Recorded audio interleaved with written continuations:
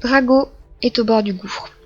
Même si Hermione l'aidait, ça a été un long travail de réparer l'armoire à disparaître. Nous savons également que Drago savait que la fille qui l'aidait était Hermione, qui était amoureux d'elle et que leur petit jeu allait sans doute leur coûter très très cher.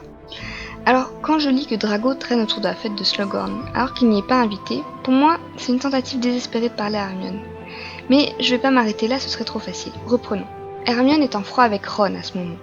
Drago l'aime, c'est le moment idéal pour tenter une approche. Il veut lui parler, il sait qu'elle sera à la fête de Slughorn, il s'y rend, se fait prendre et a droit à un interrogatoire de Rogue.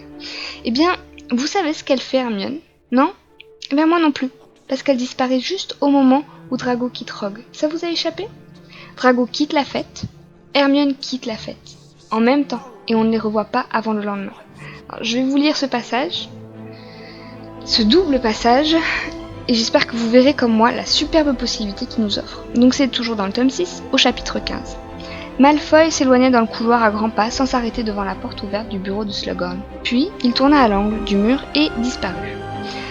Osant tout juste respirer, Harry resta accroupi tandis que Rogue sortait lentement de la salle de classe, le visage insondable, il retourna à la fête de Slughorn.